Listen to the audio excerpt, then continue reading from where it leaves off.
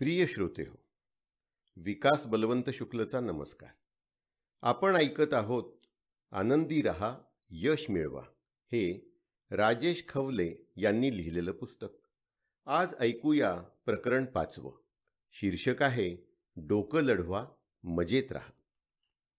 विजयी योद्धे प्रथम मनात जिंकतात आणि मग रणांगणावर जातात. पराभूत योद्धे मात्र आधी रणांगणावर जातात आणि मग जिंकण्याची आकांक्षा करतात. सामर्थ्याच्या किंवा ज्ञानाच्या अभावामुळे व्यक्ती यशस्वी किंवा अपयशी ठरत नाही, तर इच्छाशक्तीच्या आधारावर तसं ठरतं. आयुष्यामध्ये यश मिळवायचं असेल तर आम्ही आमच्या अनुभवाचं क्षेत्र व्यापक बनवलं पाहिजे. आमचा अनुभव जेवढा समृद्ध असेल तेवढा आमचा समज प्रगल्भ असेल, आणि जेवढा आमचा समज प्रगल्भ असेल तेवढे आम्ही यशाच्या अधिक जवळ जाऊ. एकदा एका सभेमध्ये सूर्यप्रकाशावर चर्चा चालली होती. सूर्याचा प्रकाश किती पवित्र आहे, किती पावन आहे, तो कसा आम्हाला ऊर्जा देतो, तो कसा जगामध्ये चैतन्य निर्माण करतो, यावर चर्चा चालली होती. या सभेमध्ये एक आंधळी व्यक्ती देखील आली होती. ती आंधळी व्यक्ती म्हणाली की तुम्ही लोक खोटं बोलत आहात. जगामध्ये असं काही अस्तित्वातच नाही, काहीही चमकत नाही. तुम्ही सर्वजण भ्रामक अशा कल्पनेमध्ये गुंतलेले आहात. त्याचं हे बोलणं ऐकून सभेमध्ये जमलेल्या विद्वानांना आश्चर्य वाटलं. पण त्या विद्वानांमधला एक जण म्हणाला, मित्र हो, चूक त्याची नाहीये. डोळे नसल्यामुळे आतापर्यंत त्याने प्रकाशाची अनुभूतीच घेतलेली नाही. प्रकाश काय असतो हे त्याला माहीतच नाही. त्यामुळे त्याने तसं म्हणणं स्वाभाविक आहे. आणि ते खरंही होतं. जर त्याला डोळे असते तर त्याला प्रकाशाची अनुभूती घेता आली असती. प्रकाशाचं महत्त्व त्याला जाणून घेता आलं असतं. दुर्दैवाने त्याला डोळे नव्हते आणि म्हणून तो प्रकाशावर विश्वास ठेवायला तयार नव्हता. आपलं सुद्धा असंच आहे. आपलं अनुभवाचं क्षेत्र व्यापक नसेल तर अनेक गोष्टींचा प्रत्यय आपण घेऊ शकत नाही. त्यामुळे आपल्या अनुभवाचं क्षेत्र संकुचित राहतं, ज्ञानाचं क्षेत्र संकुचित राहतं आणि मग यश आपल्या जवळपासही फिरकत नाही.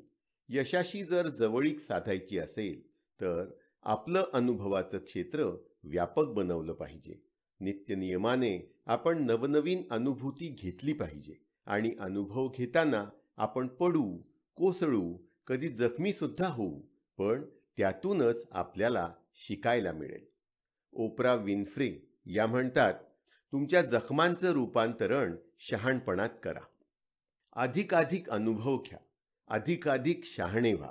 शहाणपणानेच आपण आनंदाची अनुभूती घेऊ शकतो. मनुष्य हा बुद्धिमान प्राणी आहे.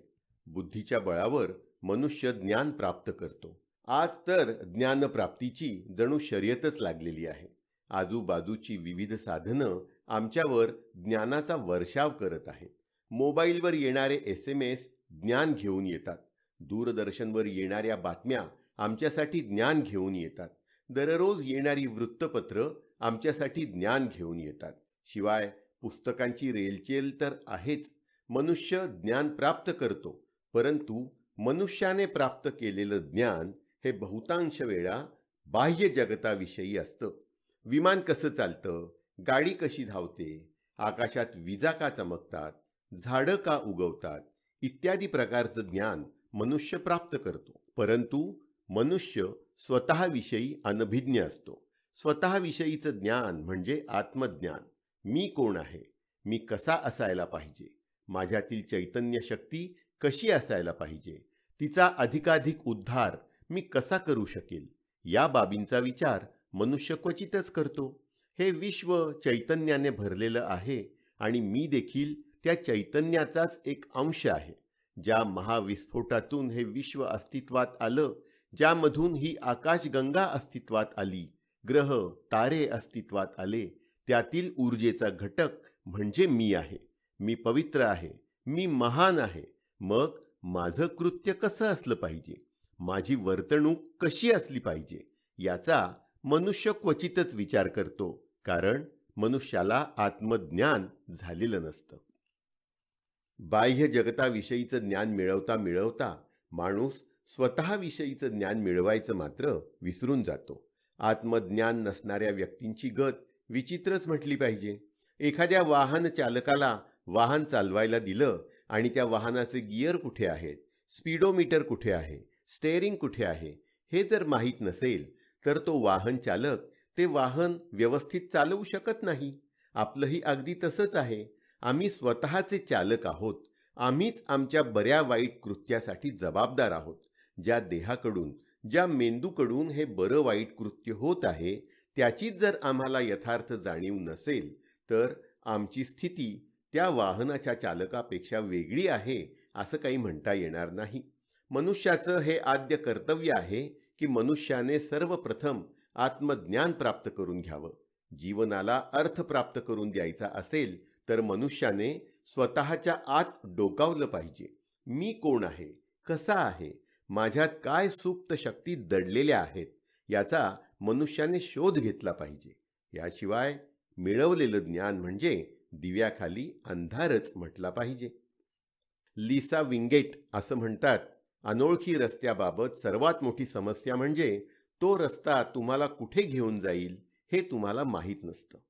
अरण्यामध्ये ज्ञानप्राप्तीसाठी एक तरुण संन्यासी तपश्चर्या करत होता. खूप दिवस त्याने तपश्चर्या केली, परंतु त्याला ज्ञान काही प्राप्त झालं नाही. त्यामुळे त्याच्या मनामध्ये विचारांची कालवाकालव होत होती. त्याचा निश्चय ढळू लागला होता आणि तो संन्यासी वाटेने विचारमग्न होऊन चालत होता. चालता चालता त्याला एक तलाव लागला. तलावाच्या काठी तो विश्रांतीसाठी थांबला. तिथे त्याला एक खार दिसली. ती खार तलावाच्या पाण्यात जात होती, शेपटी भिजवत होती आणि ती शेपटी तलावाबाहेर आपटायची. शेपटीतलं पाणी पिळून निघायचं. पुन्हा खार तलावात जायची, शेपटी भिजवायची आणि तिथलं पाणी तलावाबाहेर आणून आपटायची. संन्याशाने त्या खारीला विचारलं, खारुताई, तू काय करतेस? तेव्हा ती खार म्हणाली, मी हा तलाव सुकवून टाकणार आहे. मला हा तलाव कोरडा करायचा आहे. तेव्हा तो तरुण संन्यासी तिला म्हणाला, अगं तलाव किती मोठा, तू किती छोटी, अशी किती वेळा जाणार, किती वेळा आपली शेपटी भिजवणार? तुझ्याकडून हा तलाव तुझ्या आयुष्यातही कोरडा होणार नाही. परंतु खारुताई मात्र दृढनिश्चयी होती. ती म्हणाली, जोपर्यंत हा तलाव कोरडा होत नाही तोपर्यंत मी माझे प्रयत्न थांबवणार नाही. आणि पुन्हा ती तलावाकडे गेली आणि आपली शेपटी भिजवू लागली. खारुताईच्या या वाक्याचा तरुण संन्याशावर व्हायचा तोच योग्य परिणाम झाला. त्याचा ढळू लागलेला निश्चय आता दृढ झाला. ज्ञान प्राप्त झाल्याशिवाय परत फिरायचं नाही असं त्याने मनोमन ठरवलं. प्रयत्न सोडायचे नाहीत असा दृढ संकल्प केला आणि अधिक कठोर तपश्चर्या करू लागला आणि त्या संन्याशाला अखेर ज्ञानप्राप्ती झाली. राल्फ वॉल्डो इमर्सन यांचं एक वाक्य आहे, एकदा तुम्ही मनाशी पक्क ठरवलं की विश्वातील सर्व शक्ती ते साकारण्यासाठी कामाला लागतात. अपयशाने खचून न जाता आपल्या प्रयत्नामध्ये सातत्य राखण्यासाठी उच्च मनोधैर्य लागतं. ज्यांच्याकडे अशा उच्च दर्जाचं मनोधैर्य असतं असे लोक खाचखळग्यांना जुमानत नाहीत, अपयशाची पर्वा करत नाहीत. अत्यंत विपरीत परिस्थितीतही यशासाठी आपले प्रयत्न सुरू ठेवतात. जगामध्ये यशस्वी झालेल्या लोकांची यादी बनवा.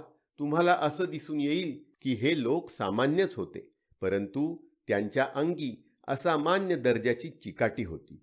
हे लोक अपयशाने खचून न जाणारे होते आणि म्हणूनच त्यांना आयुष्यामध्ये यश प्राप्त होऊ शकलं. कितीही येता संकट भारी, करावी मनाची तयारी. कितीही येता संकट भारी, करावी मनाची तयारी. पणाला लावावी शक्ती सारी, सामना तयाचा करावा. वैशाली शहरातील आम्रवनात भगवान बुद्धांचा तळ पडला होता. वैशाली नगरीतील सौंदर्य सम्राज्ञी आम्रपाली हिची ख्याती सर्वदूर पसरली होती. एके दिवशी ही आम्रपाली बुद्धाकडे आली आणि म्हणाली, प्रत्येकाने ध्यानधारणा करावी, आपल्या अंतःकरणामध्ये ज्ञानाची ज्योत पेटवावी हे मला मान्य आहे, परंतु मला नृत्य साधनेसाठी अधिकाधिक वेळ द्यावा लागतो. त्यामुळे ध्यानधारणेकडे मी अधिकाधिक वेळ देऊ शकत नाही. तुम्हाला माझ्यासाठी ध्यानधारणा करता येणार नाही का? हे ऐकून बुद्ध तिला म्हणाले, आम्रवनातील माझ्या या झोपडीमध्ये उजेड पडत नाही. तुमच्या महालात तुम्हाला आणखी दिवे लावता येणार नाहीत का? भगवान बुद्धाचे हे शब्द आम्रपालीने ऐकले. ती म्हणाली, माझ्या महालात अधिक दिवे लावून तुमच्या झोपडीत प्रकाश कसा पडणार? यावर बुद्ध तिला म्हणाले, मी ध्यानधारणा करून तुम्हाला लाभ कसा होईल? जर तुला लाभ हवा असेल तर तुलाच ध्यानधारणा करावी लागेल. बुद्धाचं म्हणणं आम्रपालीला पटलं. आपल्या साऱ्या वैभवाचा त्याग करून ती बुद्धांची शिष्या बनली. असे कस्तुरी नाभीत मृग निघाला शोधत, तैसे सामर्थ्य मनात असे आपुल्या. मला यश प्राप्त करायचं असेल तर मला स्वतःलाच प्रयत्न करावा लागेल. इतरांच्या प्रयत्नाने मी यशस्वी होणं संभव नाही. तसं झाल्यास ते यश खोटं असेल. माझा प्रयत्न मलाच करावा लागणार आहे. आनंदाच्या बाबतीतही असंच आहे. मला आनंदी व्हायचं असेल तर मलाच प्रयत्न करावा लागेल. बिदरी सिलस असं म्हणतात, महत्त्वपूर्ण जागेवर पोहोचण्यासाठी शॉर्टकट नसतात. आपल्या अंगी अनंत शक्ती असतात, परंतु सामान्यतः आपण आपल्यातल्या शक्तीचा उपयोग करत नाही. काही विशेष घडल्याशिवाय आपण आपल्यातल्या पूर्ण ताकदीचा वापर केला पाहिजे असा बोधच होत नाही. रामायणामध्ये असा उल्लेख आलेला आहे, हनुमानाला त्याच्या शक्तीचा विसर पडला होता. जांबुवंताने त्याला त्याच्या शक्तीची आठवण करून दिली आणि मग हनुमानाने समुद्रावरून उड्डाण केलं आणि तो लंकेत जाऊन पोहोचला. परंतु त्याकरता त्याला त्याच्यातील क्षमतांची जाणीव करून द्यावी लागली. एखादा धावक आहे आणि तो 20 सेकंदांमध्ये 100 मीटर धावून जातो. कल्पना करा की एके दिवशी एक पिसाळलेला कुत्रा त्याच्या मागे लागला तर तो धावक जीवाच्या आकांतानिशी धावू लागेल. कदाचित 15 सेकंदात सुद्धा तो 100 मीटर अंतर धावून जाईल. ही अतिरिक्त धावण्याची क्षमता आली कुठून? ती क्षमता त्याच धावकाच्या अंगी होती, परंतु विशिष्ट परिस्थितीने त्याला त्याच्या क्षमतेला पूर्णपणे बाध्य केलं होतं. त्याचप्रमाणे आपल्या सर्वांचंही असतं. कोलिन पॉवेल असं म्हणतात, यशाचं कोणतंही रहस्य नाही. तयारी, कठोर परिश्रम आणि अपयशातून शिकण्याचा परिणाम म्हणजेच यश. आपल्या सर्वांच्या अंगी अनंत क्षमता असतात, परंतु आपण आपल्यातल्या त्या अनंत क्षमतांचा वापर करत नाही. म्हणून हवं तसं यश आपल्या हाती लागत नाही. एखाद्याची पत्नी कॅन्सरने मरावी आणि त्याने कॅन्सरवर उपचार शोधण्यासाठी उद्युक्त व्हावं, अशी एखादी घटना आपल्याला प्रेरणा देऊन जाते. दरवेळेला एखादी घटनाच घडणं आवश्यक असतं असं नाही. कुत्रा मागे लागला म्हणजेच आपण धावणार, हे तत्व काही बरोबर नाही. आपण सेल्फ मोटिवेटेड म्हणजे स्वयंप्रेरित असलं पाहिजे. स्वतःतल्या संपूर्ण क्षमतांचा वापर करणार नाही तोपर्यंत आपल्याला हवं असलेलं यश हाती लागू शकणार नाही. सत्य आचरण, नीतीचे धोरण, यशाचे तोरण आपुल्या दारी. एक राजा होता. राजाचा भविष्यावर फार विश्वास. राजाचा एक विश्वासू भविष्यवेत्ता होता. राजा भविष्य पाहिल्याशिवाय कोणतंही काम करत नसे. राजाच्या या वृत्तीमुळे निर्णय लांबणीवर पडत असत. त्यामुळे राज्यकारभारात अनागोंदी माजू लागली होती. प्रजासुद्धा त्रस्त झाली होती. एके दिवशी राजा आणि त्याचा ज्योतिषी प्रवासाला निघाले. एका शेतामध्ये एक शेतकरी त्यांना कष्ट करताना दिसला. राजाने त्याच्या भविष्यवेत्याला शेतकऱ्याचं भविष्य बघायला सांगितलं. ते दोघंही शेतकऱ्याजवळ गेले. भविष्यवेत्याने शेतकऱ्याला आपला हात दाखवायला सांगितलं. शेतकऱ्याने तळवा खाली करून हात दाखवला. भविष्यवेत्ता त्यावर चिडला आणि म्हणाला, भविष्य बघताना तळवा वर करून हात दाखवतात, एवढंही तुला कळत नाही का? त्यावर तो शेतकरी भविष्यवेत्याला म्हणाला, महाराज, तळहात वर करून ते हात पुढे करतात ज्यांना काही मागायचं असतं. मला तुम्हाला काहीही मागायचं नाही. तळहात बघायला माझ्या हातावर मुळी रेषाच उरलेल्या नाहीत. कष्ट करून, घाम गाळून, शेतामध्ये काम करून, फावडी चालवून, कुदळ चालवून माझ्या हातावरच्या रेषाच मिटून गेलेल्या आहेत. माझ्या हातावरच्या रेषांवर विश्वास नाही, तर माझ्या मनगटातील बळावरच विश्वास आहे. माझं भविष्य कोणत्याही रेषांच्या हवाली नसून मीच माझ्या भविष्याचा कर्ता आहे. परिश्रम हेच माझं दैवत आहे. त्या शेतकऱ्याचे हे शब्द राजाने आणि भविष्यवेत्त्याने ऐकले आणि त्या दोघांनाही त्यांची चूक उमगली. आपण जर नशिबावर विसंबून राहिलो तर आपल्याला कधीही यश आणि आनंद प्राप्त होणार नाही. त्याकरता आपल्याला आपल्या मनगटातील बळावरच आणि त्यातल्या सामर्थ्यावरच जोर द्यावा लागेल. आपल्या भाग्याचे निर्माते आपण स्वतः आहोत. दुसरा कोणीही आपलं भवितव्य ठरवू शकत नाही.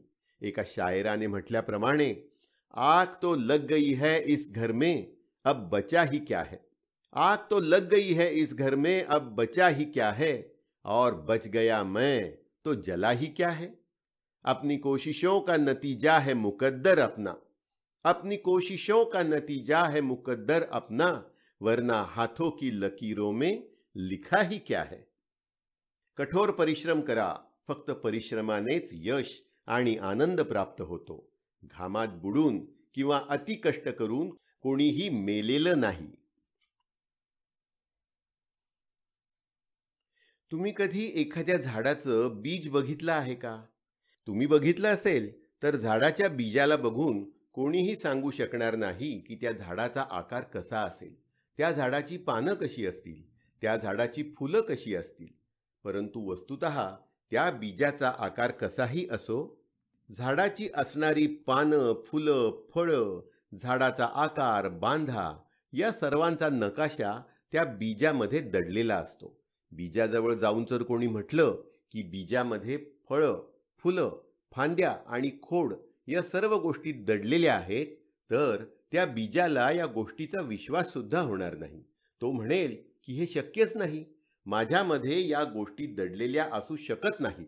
काय तो माझा आकार, वृक्षाचा किती मोठा तो आकार, मी वृक्ष बनू शकतच नाही. आणि बीजाला असं वाटणं अगदी साहजिकच आहे. परंतु आपण सर्वजण हे जाणतो की या बीजातूनच वृक्ष आकाराला येतो. त्यामुळेच पानं, फुलं आणि फळं येतात. बीजामध्ये वृक्ष लपलेला असतो. त्याचप्रमाणे आमच्यातल्या प्रत्येक माणसामध्ये महान व्यक्ती होण्याची, महाकाय वटवृक्ष होण्याची बीज दडलेली आहेत. ती क्षमता आमच्यामध्ये दडलेली आहे. परंतु आपल्याला हा विश्वासच वाटत नाही की मी महान होऊ शकतो. सर्वप्रथम गरज आहे ती स्वतःला समजावून सांगण्याची की तू म्हणजे कोणी सामान्य व्यक्ती नाहीस. तुझ्यामध्ये अनंत क्षमता दडलेल्या आहेत. त्या क्षमतांचा विकास कर आणि बघ तुझं व्यक्तिमत्व कसं महान व्यक्तीसारखं होतं ते. फक्त आधी स्वतःची खात्री पटली पाहिजे. स्वतःचा आत्मविश्वास जागृत झाला पाहिजे. नेपोलियन हिल असं म्हणतात, विचारावर प्रभुत्व प्राप्त करण्यापासूनच स्वयंशिस्तीचा आरंभ होतो. तुम्ही जे विचार करता त्यावर तुमचं नियंत्रण नसेल तर तुम्ही जे काही करता त्यावर सुद्धा तुमचं नियंत्रण असणार नाही. सोप्या शब्दात, स्वयंशिस्त तुम्हाला आधी विचार करायला लावते आणि त्यानंतर कृती. स्वतःमधल्या अमर्याद क्षमता ओळखून त्यांना खत पाणी घाला. क्षमता या बीजाप्रमाणे आहेत. त्यांचं यशाच्या महावृक्षात रूपांतरण होऊ द्या. याच वृक्षाला आनंदाची फळं लागतील. आपल्या प्रत्येकामध्ये एक दिशादर्शक यंत्र म्हणजेच होका यंत्र दडलेलं असतं. ते आपल्याला योग्य ती दिशा दाखवत असतं. परंतु आपण आपल्या दिशादर्शक यंत्राकडे दुर्लक्ष करतो आणि बाह्य जगातील देखावे पाहतच आपण आपला मार्ग निश्चित करतो. बाह्य जगातील देखावे आपल्याला भुरळ पाडतात, आपली दिशाभूल करतात आणि त्या बाह्य जगातील देखाव्यामुळे आपण नको त्या गोष्टी करत जातो. सरते शेवटी कळतं, आपण तर चुकीच्या ठिकाणी येऊन पोचलो. हे कोणतंही सुख नाही, कोणताच आनंद नाही. सुख, समाधान, आनंद आपल्यापासून लाखो मैल दूर राहिलेले आहेत. या संपूर्ण प्रवासामध्ये आपलं दिशादर्शक यंत्र ओरडून ओरडून सांगत असतं, अरे बाबा, ही तुझी दिशा नाही. ज्या दिशेने तू चालला आहेस ती दिशा चुकीची आहे. बघ, योग्य दिशा ही आहे. माझी सुई दिशा दाखवते आहे, त्या दिशेने चल.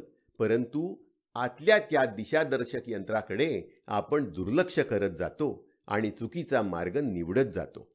गरज आहे ती आपल्या या दिशादर्शक यंत्राकडे लक्ष देण्याची, त्याच्या सुईच्या टोकाकडे लक्ष देण्याची. आपण आतलं दिशादर्शक यंत्र आपल्याला जो मार्ग दाखवतंय त्या मार्गावर चालण्याची. आपण जीवनातील प्रसंगांना वळण लावू शकत नाही, तथापि अशा प्रसंगांना तोंड देता यावं म्हणून आपण आपल्या दृष्टिकोनाला मात्र वळण लावू शकतो. झिंगलर असं म्हणतात, बाह्य जगातील देखाव्यांना भुलू नका. आपल्याला कुठे जायचं आहे, काय प्राप्त करायचं आहे, जे प्राप्त करायचं आहे त्यातून आनंद प्राप्त होईल का, या सर्व बाबींवर सखोल विचार करा. आपल्या आतमध्ये दडलेल्या दिशादर्शक यंत्राची सुई बघण्याची कला आत्मसात करा. तुमच्या आतला आवाज ऐकायला शिका. आपल्या आजूबाजूला सर्वत्र शक्तीचा संचार आहे. पृथ्वी आहे, पाणी आहे, प्रकाश, अग्नी या सर्व शक्ती आपल्या आजूबाजूला पसरलेल्या आहेत. या बाह्य शक्ती कधीकधी आपल्याला आवाज देतात, खुणावतात.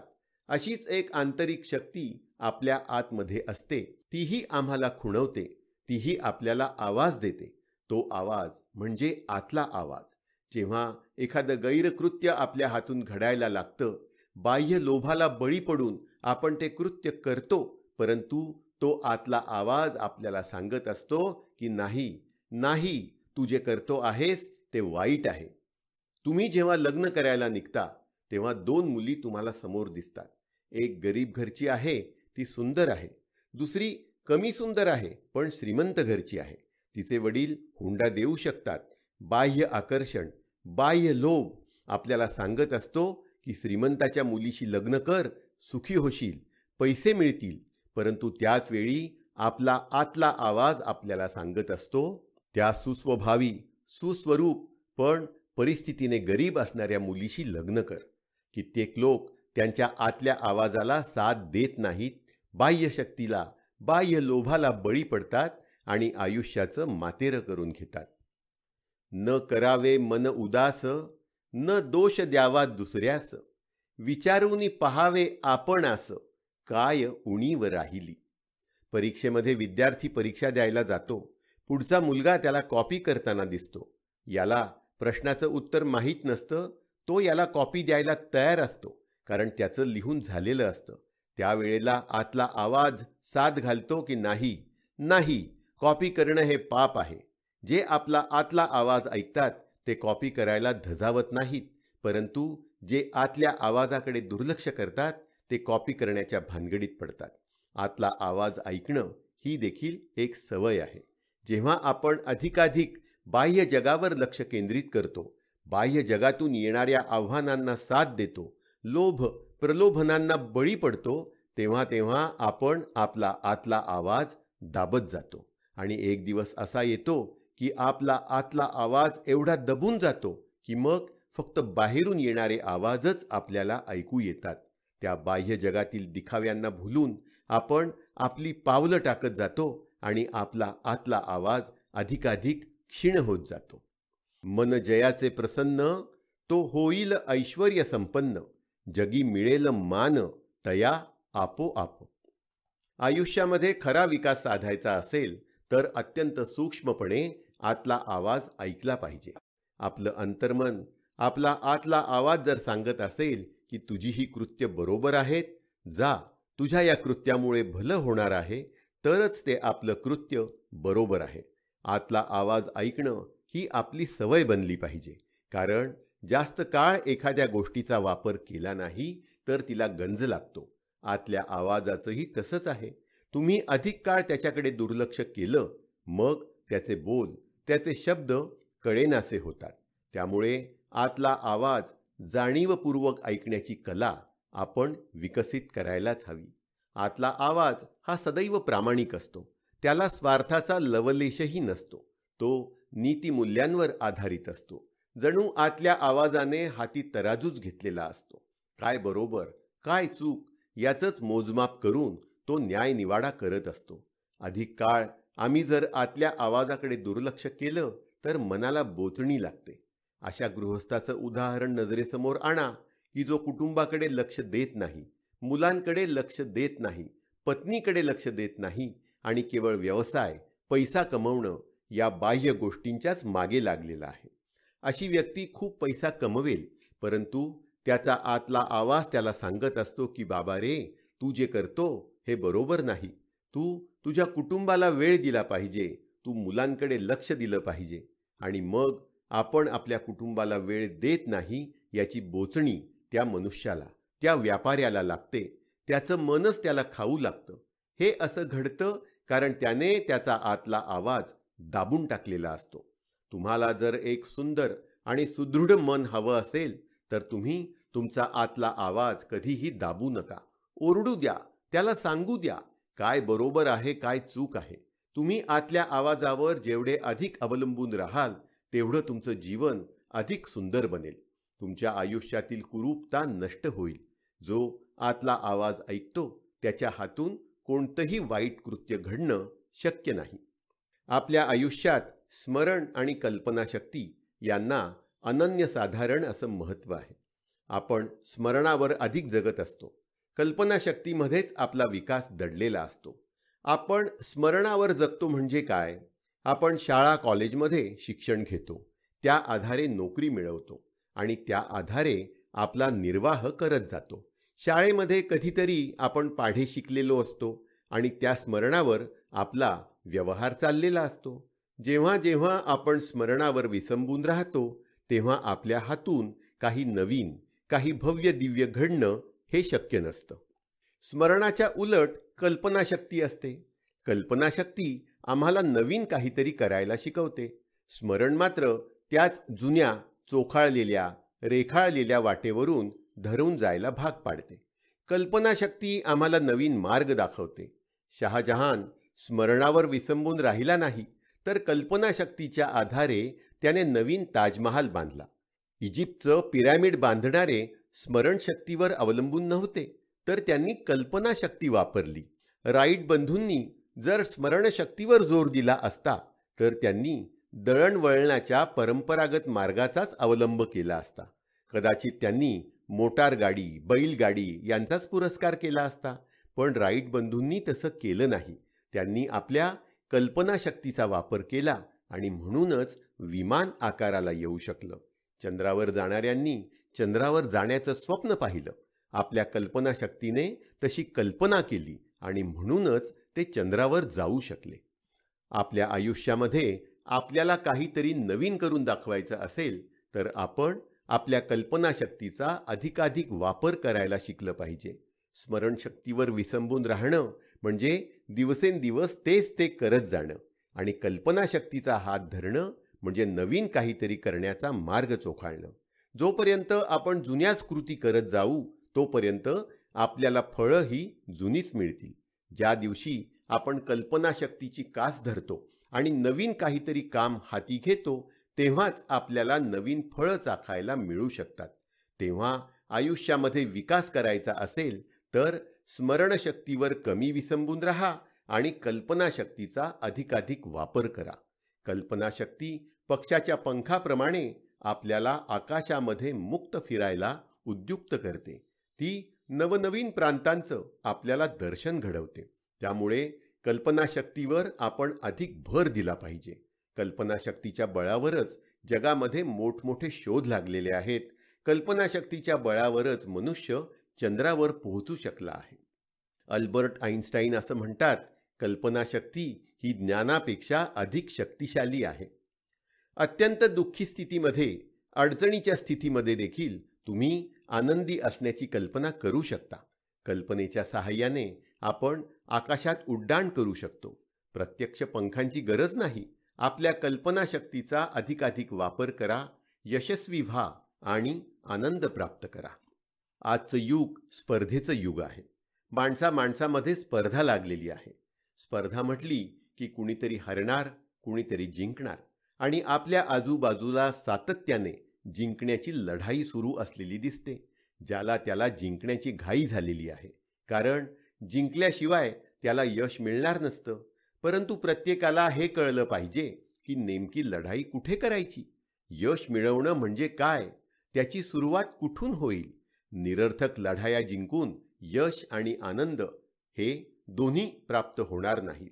त्याकरता नेमका कुठे प्रयत्न केला पाहिजे याचं सम्यक ज्ञान आपल्याला झालंच पाहिजे.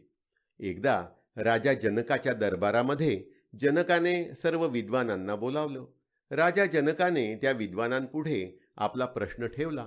राजा जनक त्या विद्वानांना म्हणाला, हे विद्वानांनो, मला हे जग जिंकायचं आहे. सांगा, मी कुठून सुरुवात करू? सारे विद्वान अवाक झाले. त्यांना प्रश्नाचं उत्तर काही सांगता येईना. पण एक जण शांतपणे म्हणाला, हे राजा, तुला जर जग जिंकायचं असेल तर तू त्यासाठी आधी स्वतःपासून सुरुवात कर.